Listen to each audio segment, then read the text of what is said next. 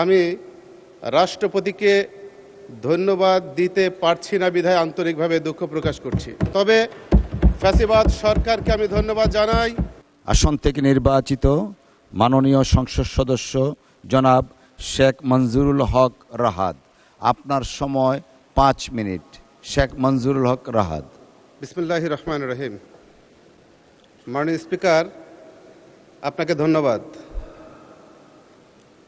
আমি আপনার মাধ্যমে বাগেরহাট 2, বাগেরহাট সদর উপজেলা এবং কোচো উপজেলার সর্বস্তরের জনগণকে ধন্যবাদ জানাই, কারণ তারা অর্ধলক্ষাধিক ভোটের ব্যবধানে বিজয়ী করে আজকে এই মহান সংসদে আমাকে কথা বলার সুযোগ করে দিয়েছেন।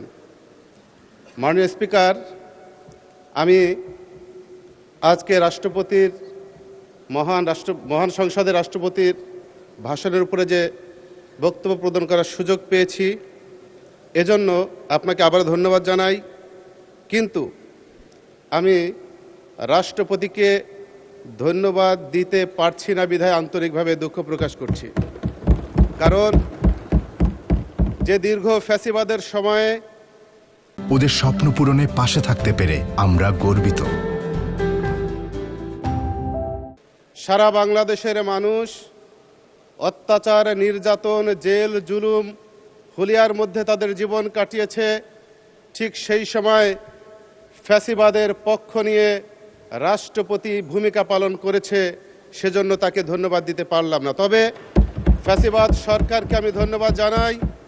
তাদের নির্যাতনের কারণে, তাদের অত্যাচারের কারণে শুধু আমি নয়, আজকে আমার মতো অনেক সংসদ সদস্য যারা এখানে উপস্থিত রয়েছেন, তারা এলাকার স্থানীয় জনসাধারণের হৃদয়ের মণিকোঠায় স্থান করে নিতে সক্ষম হয়েছেন। মাননীয় স্পিকার, আমি আজ এমন এক জনপদের প্রতিনিধিত্ব করছি যে জনপদটি খাজা খানজাহান আলী রহমতুল্লাহ আলাইয়ের পূর্ণভূমি এবং বিশ্ব ঐতিহ্যের ধারক, যেখানে ইউনেস্কো স্বীকৃত 60 গম্বুজ মসজিদ ও বিশ্বের বৃহত্তম ম্যানগ্রোভ সুন্দরবনের প্রবেশদ্বার। কিন্তু মাননীয় স্পিকার, অত্যন্ত দুঃখের সাথে বলতে হয়, যখন বর্তমান সরকার বাংলাদেশকে দ্রুত গতিতে উন্নয়নের দিকে নিতে চলছে, তখন আমার নির্বাচনী এলাকাবাসী দীর্ঘদিন যাবৎ একটি রেল লাইনের জন্য হাহাকার করছে। বাগেরহাট পৌরসভাটি দিনে দিনে অধপতনের দিকে যাচ্ছে, দেনায় জর্জরিত রয়েছে। পৌরবাসীর সেবার মান শূন্যের কোঠায়।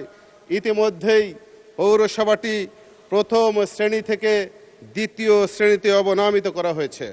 মাননীয় স্পিকার, বর্তমানে বাংলাদেশের প্রধান সমস্যা হচ্ছে তেল সমস্যা।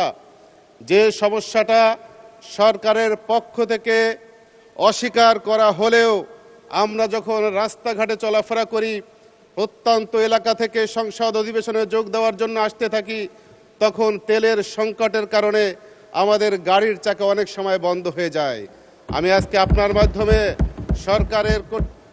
বর্তমান সরকারের সেই দায়িত্বশীলদের যারা এখনো তেলের সংকট নয় বলে আমাদেরকে বলছে, তাদেরকে সকল কথা প্রত্যাহার করে সঠিক তথ্য এই মহান সংসদে প্রদানের জন্য আহ্বান করছি। মাননীয় স্পিকার, বাগেরহাট সম্ভাবনাময় একটি জেলা। অপার সম্ভাবনা রয়েছে। এখানে উৎপাদিত সাদা সোনাখ্যাত চিংড়ি দেশের বৈদেশিক মুদ্রার অন্যতম উৎস। আমাদের এলাকার নারিকেল ও সুপারির বিশাল বাজার রয়েছে, কিন্তু উন্নত ও সাশ্রয়ী পরিবহনের ব্যবস্থা না থাকায় আমাদের কৃষকরা ন্যায্য মূল্য থেকে বঞ্চিত হচ্ছে। সড়ক পথে পণ্য পরিবহনের খরচ এতই বেশি যে তা ক্ষুদ্র ও মাঝারি উদ্যোক্তাদের